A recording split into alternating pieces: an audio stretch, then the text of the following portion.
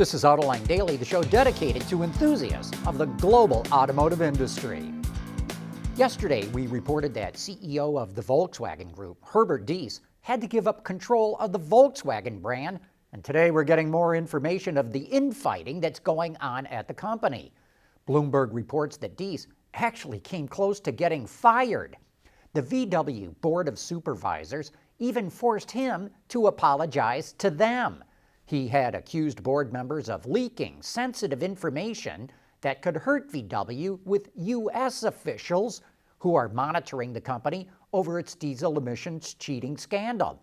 VW is going through tough times. It's had problems launching the new Golf and its ID.3 electric car, and it's never a good situation at any company when the board and CEO are fighting against each other. Wedbush Securities raised its price target for Tesla stock yesterday, which closed at $949 a share. Wedbush expects it to hit $1,000 with a bull case scenario where it could hit $1,500. It says Tesla's strong growth in China is worth at least $300 a share. And so far this year, Tesla stock has more than doubled. And talking about crazy stock prices, shares of Nikola shot up after the company went public last week. It now has a market valuation over $30 billion, even though it has zero revenue and has never sold anything. And that gives it a market valuation bigger than the Ford Motor Company, which was at $28 billion as of yesterday. If you'd like to learn more about Nikola and what this company plans to do, be sure to tune in to Autoline After Hours tomorrow, when we will have Trevor Milton, the founder of the company, on the show. We're going to get going at 3 p.m. Eastern Time, and if you have questions for him, tweet them our way or send an email to viewermail@autoline.tv. Then join me and Gary Vasilash for some of the best insights into the automotive industry. Anyone who's been to a NASCAR race knows that a number of fans in the infield fly the Confederate flag. But with massive protests against racism across the United States and even around the world, NASCAR is coming under a lot of pressure to ban those flags. During an interview with CNN, Bubba Wallace, who is NASCAR's only black driver, was asked how NASCAR could make races a safe place for people of any background or color. He said, "My next step would be to get rid of all Confederate flags." Well, here's my Autoline insight. This is an issue that NASCAR has to deal with. Things have changed. Statues of Confederate heroes from the Civil War are being pulled down all across the South, and there's no place for Confederate flags at NASCAR races. Some will say that they have a right to fly that flag, and they do, but at their own house, not at a televised public sporting event. This is going to be a tricky situation for NASCAR. The fans who fly those flags will revolt if someone tells them to pull them down at a race. But if NASCAR doesn't do it, its corporate sponsors will walk away from the sport.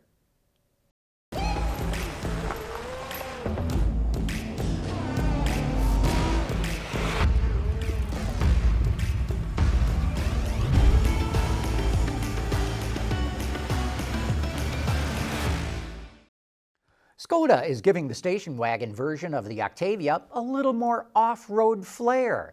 The Octavia Scout comes standard with what they call the rough road package, which includes underbody protection, 15mm suspension lift, unique front and rear bumpers, and black plastic trim on the fenders, side sills, and door bottoms.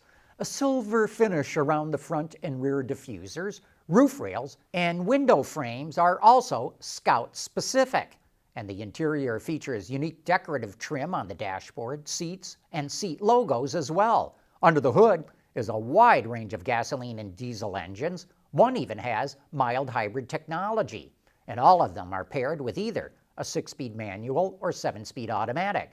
All-wheel drive is also available, as is front-wheel drive, which is a first for the Scout variant. And Subaru is refreshing the Crosstrek, with the big news here being that you can get what they call sport trim. It features a 2.5-liter engine that produces 182 horsepower, and it first debuted in the 2019 Forester. The engine is also offered on the limited trim and has 30 more horsepower than the 2-liter that's standard on the base and premium models. All 2021 Crosstreks get a redesigned front bumper with new fog lights and new grille design with details specific to each trim line. The Crosstrek Sport also features unique fender flares, 17-inch wheels, different seat material, yellow stitching, fake carbon fiber accents, and a gunmetal finish on the grille, side mirrors, badges, and interior components. Lastly, Subaru's driver assistance system now comes standard with advanced adaptive cruise control with lane centering, and it arrives in showrooms in the U.S. later this summer. Orange has always been a popular color for the Mustang, and the new all-electric Mustang Mach-E will be no different. Ford's color and materials experts developed a new paint color called Cyber Orange for GT versions of the EV. People are not going to be looking to blend in with this color. Ford's color and materials design manager says, Cyber Orange says, look at me. And it was designed for those that want to turn heads. Speaking of electric vehicles, the reveal of Lordstown Endurance Pickup was delayed due to the coronavirus and the canceling of the Detroit Auto Show, where it was going to debut. But the company announced the electric truck will debut before this month is out. These pictures from the company's website are less concept-looking than some of the ones that we've shown you in the past and are likely more closely related to what we're going to see before the month is over. Lordstown also says it's continuing progress on its production plant in Ohio and has a goal to start pre-production models later this year. Autoline Daily is brought to you by Bridgestone Tires. Your journey, our passion.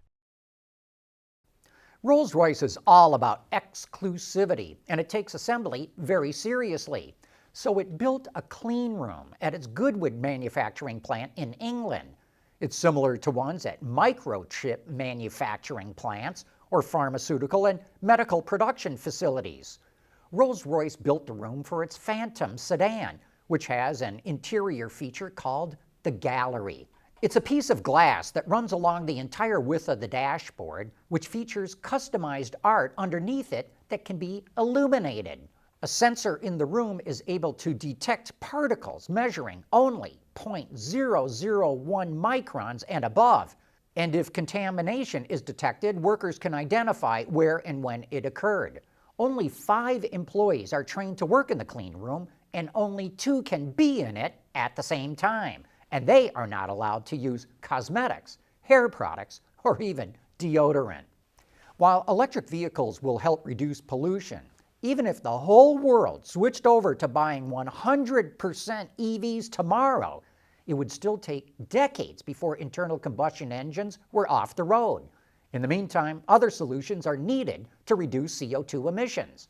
And that's why BMW iVentures, a subsidiary of the German automaker that invests in startup companies, invested in a company called Prometheus Fuels, an energy company that removes CO2 from the air and turns it into zero net carbon gasoline.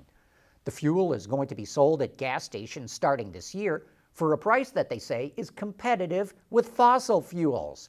The company say that if all fuels made from oil and gas were replaced with carbon-neutral fuels, it would reduce global carbon emissions by 25%. And on that note, we wrap up today's show. Thanks for watching.